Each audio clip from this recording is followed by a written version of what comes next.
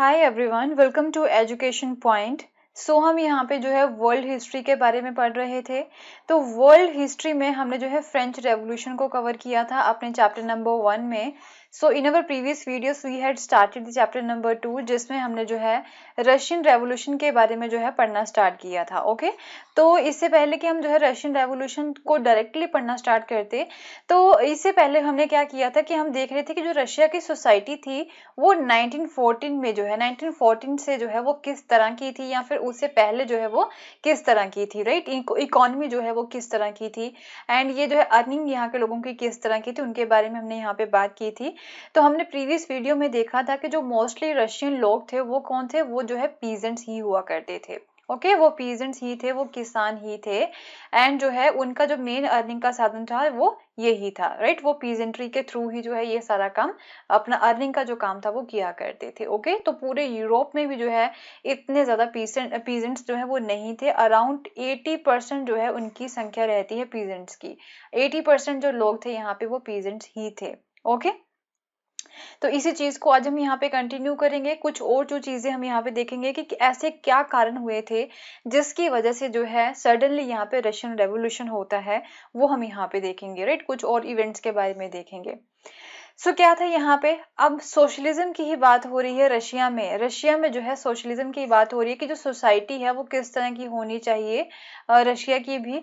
तो उसी को लेके यहाँ पे भी जो है थोड़ी सी डिबेट्स जो है वो स्टार्ट हो चुकी हैं कि सोसाइटी जो है वो किस तरह की होनी चाहिए। जैसे कि हमने देखा था कि जो है रशिया में 80% जो लोग थे वो पीजेंट्स हुआ करते थे। ओके, एंड इन्होंने जो है अपने ही ग्रुप बनाए हुए थे इन पीजेंट्स ने, एंड उस लैंड को जो है इनके पास जो है लैंड जो हुआ करती थी, इसे जो है वो आपस में डिवाइड कर लेते थे इनकी नीड्स के अकॉर्डिंग, राइट। ये चीज हमने देखी थी अपने प्रीवियस वीडियो में।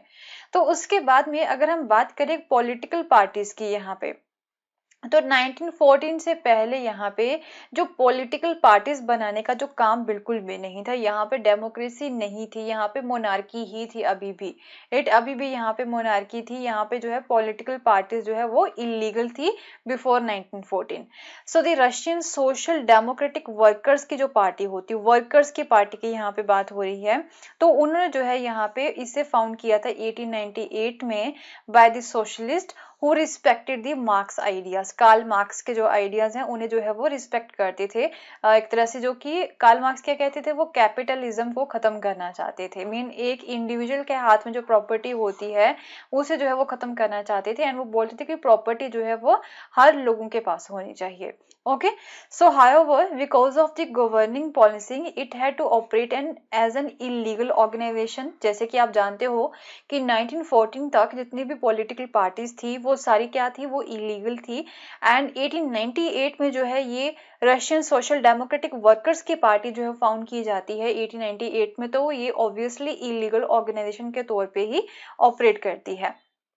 तो इन्होंने जो है न्यूज़पेपर सेटअप किए, वर्कर्स को मोबिलाइज किया, एंड स्ट्राइक्स भी जो है ऑर्गेनाइज की थी।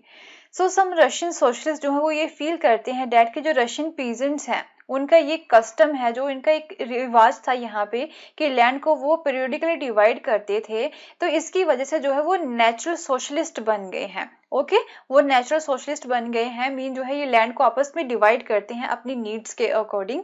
तो ये जो है नेचुरल सोशलिस्ट बन गए हैं। पीजेंट्स जो हैं उन्हें जो है यहाँ पे हमें आगे लेके आना चाहिए, ना कि वर्कर्स को। ओके, तो पीजेंट्स जो है वो मेन फोर्स बन सकता है रेवोल्यूशन का। ओके, ये ऐसा मानते थे। कौन मानते थे? जो सोशलिस्ट थे, रशियन जो सोशलिस्ट थे वो ऐसा मानते थे कि पीजेंट्स जो हैं उन्हें हमें जो है सामने लेके आना होगा। एंड रशिया जो है could become socialist more quickly than the other countries. अगर हम पीजेंट्स को जो है आके लेके आते हैं तो इनके थ्रू जो है रशिया जो है वो जल्दी ही सोशलिस्ट कंट्री बन जाएगी then the other countries. Socialist जो है वो एक तरह से अगर हम बात करें कि वो पूरी कंट्री साइड में एक्टिव थे throughout the late 19th century. And इन्होंने जो है यहाँ पे ये जो सोशलिस्ट थे इन्होंने भी अपनी पार्टी बनाई थी। ये तो पार्टी थी यहाँ पे वर्कर्स की, राइट। ये जो रशियन सोशल डेमोक्रेटिक वर्कर की जो पार्टी थी ये तो 1898 में बनाई गई थी। उसके अलावा कुछ सोशलिस्ट और भी थे यहाँ पे। ओके, तो इन सोशलिस्ट ने जो है यहाँ पे बनाई थी socialist revolutionary party in the 1900। तो ऑब्वियसली ये अभी भी इलीगल ही होगी क्योंकि 1914 के बाद में ही यहाँ पे जो है पॉलिटिकल पार्टीज जो है लीगल माना गया था। तो ये जो पार्टी है वो पीजेंट्स के राइट्स के लिए जो है वो स्ट्रगल कर रही थी and demanded that land belonging to the nobles. अब जो नोबल्स के पास जो लैंड है यहाँ पे राइट, वो जो है पीजेंट्स को ट्रांसफर कर देनी चाहिए, ऐसा ये डिमांड कर रहे थे। सो जो सोशल डेमोक्रेट्स हैं, जो सोशल डेमोक्रेट्स थे, they disagreed with the socialist revolutionary. ये सोशल डेमोक्रेट्स कौन से हैं? ये वर्कर्स हैं। ओके, ये जो सोशल डेमोक्रेट्स हैं ये कौन है? ये वर्कर्स हैं। तो ये जो है इनसे सोशल रेवोल्यूशनरी से जो है वो डिसएग्रीड थे। सो अब एक लेनिन थे, लेनिन भी जो है पॉलिटिकल थिंकर ही थे। तो ये क्या करते हैं that peasants were not one United group. वो ये मानते हैं कि जो पीजेंट्स है वो एक यूनाइटेड ग्रुप नहीं है, ये अलग अलग एरिया से बिलोंग करते हैं। कुछ पुअर हैं, कुछ रिच हैं, कुछ लेबरर्स हैं, राइट, कुछ यहाँ पे कैपिटलिस्ट भी हैं जिन्होंने जो है वर्कर्स को यहाँ पे रखा हुआ है। तो इनके बीच में, इनके आइडियाज के बीच में जो है काफी डिफ्रेंशिएशन है। तो ये जो है सोशलिस्ट मूवमेंट को आगे नहीं लेके जा सकते, यहाँ पे यूनिटी होनी चाहिए इनके बीच में। सो क्या था यहाँ पे? The party was divided over the strategy of the organisation. तो ये जो पार्टी होती है यहाँ पे वर्कर्स की पार्टी थी या फिर जो है इन रेवोल्यूशनरीज की जो पार्टी होती है ये आपस में डिवाइडेड हो जाती है कि हमें जो है ऑर्गेनाइज किस तरह से होना है, किन लोगों को हमारे मेंबर्स बनाना है, वर्कर्स को बनाना है या फिर पीजेंट्स को बनाना है। तो जो लेनिन है जिन्होंने वोल्शेविक ग्रुप को जो है लीड किया था, thought that in a repressive society, जो यहाँ पे जो रशिया की सोसाइटी थी वो रिप्रेसिव सोसाइटी थी, इट शुड बी डिसिप्लिन, इसे जो है डिसिप्लिन बनाना होगा and should control the number and quality of its member, की जो है इनके मेंबर्स कितने हैं एंड इनके जो है उनके नंबरिंग को भी जो है यहाँ पे कंट्रोल करना होगा, ऐसा ये मानते थे। ओके, सो कुछ यहाँ पे ऐसा मानते थे that the party should be open to the all, कि जो पार्टी है वो सभी लोगों के लिए ओपन होनी चाहिए, कोई भी पर्सन जो है वो इस पार्टी का मेंबर बन सकता है, चाहे वो पीजेंट हो चाहे वो वर्कर हो। But on the other hand जो लेनिन है ओके, वो नहीं चाहते थे कि पीजेंट्स जो है वो इस पार्टी के मेंबर बने। ओके, तो वो बोलते कि हमें जो है डिसिप्लिन करना होगा, इसकी जो है मेंबर्स की जो क्वालिटी है एंड जो नंबर है वो भी हमें कंट्रोल करना होगा। तो ये जो है स्ट्रेटजीज को लेके ये दोनों पार्टीज जो है आपस में जो है डिवाइड हो जाती हैं। ओके, कौन कौन सी पार्टीज होगी यहाँ पे? एक Russian social democratic worker party होगी जो कि वर्कर्स की पार्टी थी, दूसरी यहाँ पे सोशलिस्ट रेवोल्यूशनरीज की पार्टी होगी। ओके, तो आइडियोलॉजी की वजह से जो है डिफरेंसेस आ जाते हैं। अब 1905 में जो है एक रेवोल्यूशन आता है यहाँ पे, उसे हम जो है टर्बुलेंट टाइम के नाम से जानते हैं। जैसे कि आप जानते हो कि रशिया जो है वो एक ऑटोक्रेसी थी and unlike the other European rulers, तो 20th सेंचुरी तक, ओके, 20th सेंचुरी की अगर हम यहाँ पे बात करें तब तक जो है सार जो है he was not the subject to the parliament, तो जो है वहां पे पार्लियामेंट के अंडर वो नहीं आते थे।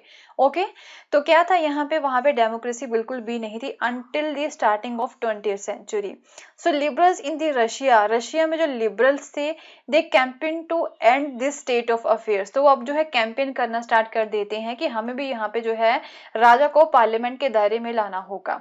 सो together with the social democrats and the socialist revolutionaries, ये लिबरल्स जो हैं इनके साथ मिलकर क्या करते हैं with the peasants and workers during the revolution of 1905 to demand a constitution. तो ये सारे मिलके जो है अब डिमांड करते हैं कि यहाँ पे जो है कॉन्स्टिट्यूशन लाना चाहिए, राजा को जो है कॉन्स्टिट्यूशन के दायरे में लाना होगा। ओके, सो इन लोगों को अब जो है कुछ और नेशनलिस्ट थे यहाँ पे पोलैंड में, उन लोगों ने भी सपोर्ट किया था एंड कुछ मुस्लिम डोमिनेटेड एरियाज थे right who wanted the modernised Islam to lead their societies, तो उन लोगों ने भी जो है इन्हें यहाँ पे सपोर्ट किया था, इन लिबरल्स को, सोशल डेमोक्रेट्स को एंड सोशल रेवोल्यूशनरीज को भी।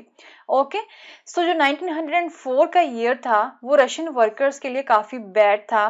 तो क्या था यहाँ पे, जो इसेंशियल गुड्स की प्राइसेस होते वो काफी जल्दी क्विकली जो है वो राइज हो गए थे एंड इनके जो वेजेस होते हैं वो 20% से जो है नीचे चले जाते हैं, मीन इनके जो है यहाँ पे महंगाई बढ़ जाती है बट इनके जो वेजेस हैं वो डाउन जा रहे थे राइट इन वर्कर्स के। तो क्या होता है, अब वर्कर्स के जो एसोसिएशंस बनाई गई थी इन उनकी जो मेंबरशिप भी जो है वो ड्रामेटिकली बढ़ रही थी, लोग जो है इन मेंबर्स को जो है इन एसोसिएशंस को जो है वो एक तरह से ज्वाइन कर रहे थे। सो क्या होता है यहाँ पे सडनली कि जो असेंबली ऑफ रशियन वर्कर्स के 4 मेंबर्स थे यहाँ पे, उन्हें जो है क्या कर दिया जाता है कि जो है डिसमिस कर दिया जाता है from the iron works, mean उन्हें जो है बाहर निकाल दिया जाता है उनके काम से।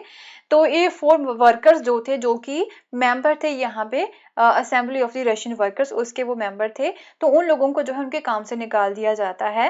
And over the next few days क्या था यहाँ पे, जब उन 4 लोगों को बाहर निकाल दिया जाता है तो अराउंड 1 लाख से भी ज्यादा लोग जो है वो स्ट्राइक पे चले जाते हैं सेंट पीटर्सबर्ग में। ओके, एंड वो जो है ये डिमांड करते हैं कि हमारे जो है वर्किंग डे उसे जो है कम करके, जो वर्किंग आवर्स है उन्हें जो है 8 आवर कर दीजिए कम करके, एंड हमारे जो वेजेस हैं वो भी इंक्रीज करिए, एंड जो वर्किंग कंडीशंस है उन्हें भी इम्प्रूव करिए। तो यहाँ पे हर जगह वर्कर्स भी एंड सोशलिस्ट भी जो है, सोशलिस्ट जो होते हैं वो राजा के खिलाफ थे, राइट, एंड जो वर्कर्स हैं वो उनके साथ भी जो है यहाँ पे कई सारी चीजें हो रही थी, वर्कर्स को फैक्ट्री से निकाला जा रहा था।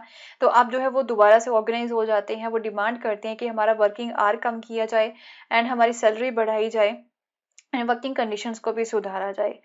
तो क्या था यहाँ पे, When the procession of the workers led by the father Gapon reached the winter palace, तो यहाँ पे क्या होता है कि ये वर्कर्स इकट्ठे होके जो है एक विंटर पैलेस में पहुंच जाते हैं। जब वो विंटर पैलेस में पहुंचते तो उनके ऊपर अटैक किया जाता है पुलिस के द्वारा, तो अराउंड 100 वर्कर्स की यहाँ पे डेथ हो जाती है एंड 300 जो है वो घायल हो जाते हैं। तो इस इंसिडेंट को जो है ब्लडी संडे के नाम से जाना जाता है। तो तभी से जो है क्या होता है, it started a series of events that became known as the 1905 revolution. तभी से जो है अब जो इवेंट्स है वो स्टार्ट हो जाते हैं, जिसे हम बोलते हैं 1905 का जो रेवोल्यूशन यहाँ पे हुआ था, रशिया का रेवोल्यूशन। ओके, यहीं से वो इवेंट स्टार्ट होते हैं रशियन रेवोल्यूशन के। तो जो अब जो है इसके बाद में, इस ब्लडी संडे के बाद में जो है all over the country strikes होती हैं, यूनिवर्सिटीज को क्लोज कर दिया जाता है। ओके, एंड क्या था यहाँ पे, वो एक तरह से सिविल लिबर्टीज की डिमांड करना स्टार्ट कर देते हैं। लॉयर्स, डॉक्टर्स, इंजीनियर्स एंड कुछ और मिडिल क्लास के वर्कर्स होते हैं, उन्होंने अपनी यूनियंस बना ली थी एंड वो कॉन्स्टिट्यूंट असेंबली की डिमांड करना यहाँ पे स्टार्ट कर देते हैं। सो ड्यूरिंग द 1905 का रेवोल्यूशन जब यहाँ पे हो रहा था, तो सार जो है वो एट द एंड वो ये अलाउ कर देते हैं कि एक इलेक्टिव कंसल्टेटिव पार्लियामेंट जो है एक इलेक्टेड कंसल्टेटिव पार्लियामेंट जो है, जिसे ये डूमा बोलेंगे, राइट, वो यहाँ पे हम अलाउ कर देते हैं। इलेक्टेड कंसल्टेटिव पार्लियामेंट को ये अलाउ कर देते हैं जब ये सारे इवेंट्स वहां पे होते हैं। तो so for a brief, while during the revolution there existed a large number of trade unions. तो यहाँ पे पूरे रेवोल्यूशन में कई सारे जो है ट्रेड यूनियंस थे, फैक्ट्री कमेटीज जो होती हैं, राइट, वो अपने वर्कर अपनी अलग अलग यूनियंस यहाँ पे बना लेते हैं, ट्रेड यूनियंस बनती हैं, फैक्ट्री वर्कर्स की भी जो है यहाँ पे कमेटी बन जाती है यहाँ पे। So after the 1905 most committees and unions जो है वो अनऑफिशियली ही यहाँ पे काम कर रही थी, क्योंकि जो है वो अभी भी इलीगल ही थे सारे, ये जो सारी कमेटीज, जितनी भी पॉलिटिकल पार्टीज होती वो अभी भी इलीगल ही थी यहाँ पे। हाउएवर काफी सारी ऐसी पार्टीज बन गई थी बट वो इलीगल ही रहती हैं। तो इनकी पॉलिटिकल एक्टिविटीज के ऊपर जो है काफी सारी रिस्ट्रिक्शंस थी। तो क्या होता है यहाँ पे, जो सार हैं, जो राजा हैं, वो क्या करते हैं कि जैसे ही डूमा यहाँ पे बनाया गया था, डूमा बनाए हुए अभी 75 दिन ही हुए थे, तो वो इसे डिसमिस कर देते हैं एंड सेकंड डूमा जो है वो री इलेक्ट करते हैं with in the 3 months. Okay, क्योंकि जो है वो अपने ऊपर, अपनी अथॉरिटी के ऊपर कोई क्वेश्चनिंग नहीं चाहते थे, ना ही अपनी पावर को वो रिड्यूस करना चाहते थे। डेट इज वाई जो है उन्होंने जो पहला डूमा बनाया था यहाँ पे, जो पहली इलेक्टिव कंसल्टेटिव पार्लियामेंट बनाई थी, उसे वो कैंसिल कर देते हैं, दोबारा नहीं बनाते हैं, एंड जो वोटिंग लॉज होते हैं उसे वो चेंज कर लेते हैं। एंड देन उसके बाद में जो है थर्ड डूमा भी जो है वो पहले से ही तैयार कर लेते हैं कि किस तरह का होगा यहाँ पे। ओके, एंड जो लिबरल्स एंड रेवोल्यूशनरीज होते हैं उन्हें जो है बिल्कुल बाहर का रास्ता दिखा दिया गया था। सो फर्स्ट वर्ल्ड वॉर यहाँ पे स्टार्ट हो जाती है। फर्स्ट वर्ल्ड वॉर के समय में रशियन एम्पायर जो है उन्होंने जो है इसमें किस तरह से हिस्सा डाला था, क्या रहता है 1914 में जो है वॉर यहाँ पे स्टार्ट हो जाती है। 2 यूरोपियन अलायंसेस थे, मीन जो यूरोप है पूरा वो 2 पार्ट्स में डिवाइड हो चुका था। एक पार्ट में जो है हम बोल सकते हैं, जो फर्स्ट पार्ट है जिसमें हम सेंट्रल पावर्स जिसे बोल सकते हैं, उसमें थे Germany, Austria and the Turkey, and दूसरी तरफ था यहाँ पे सेकंड पार्ट में France, Britain and the Russia. Okay, जिससे लेटर इटली एंड रोमानिया भी बोल सकते हैं हम। तो ये जो है 2 पार्ट्स में डिवाइड हो चुका था। इनके बीच में जो है ये 2 पार्ट्स के बीच में, इन कंट्रीज के बीच में जो है यहाँ पे युद्ध स्टार्ट हो जाता है, जिसे हम फर्स्ट वर्ल्ड वॉर बोलते हैं।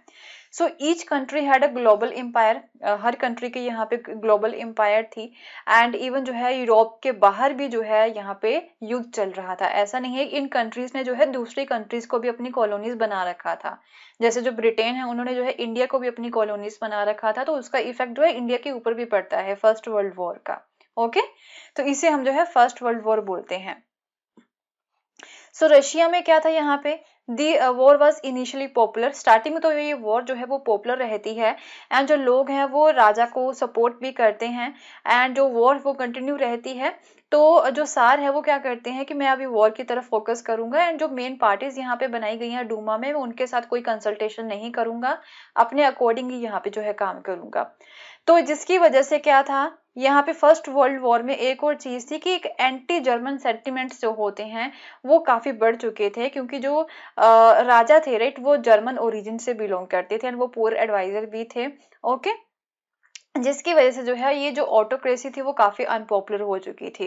तो जर्मन्स के खिलाफ जो है एंटी जर्मन, एक हम बोल सकते हैं एंटी जर्मन सेंटिमेंट्स जो थे वो फर्स्ट वर्ल्ड वॉर में यहाँ पे चल रहे थे, क्योंकि हमने देखा था यहाँ पे फ्रांस, ब्रिटेन एंड रशिया जो है एक तरफ थे, एंड इनके दुश्मन की जो लाइन में यहाँ पे जर्मनी भी थे। ओके, तो एंटी जर्मन ऑब्वियसली जो है यहाँ पे सेंटिमेंट्स होंगे, बट हाउएवर ये जो राजा थे उनका जो बर्थ था वो कहाँ का था, वो जर्मन का ही था, राइट। तो जिसकी वजह से जो ये ऑटोक्रेसी है वो अनपॉपुलर हो रही थी लोगों के बीच में, लोग जो है अब उनसे भी नफरत करना स्टार्ट कर देते हैं।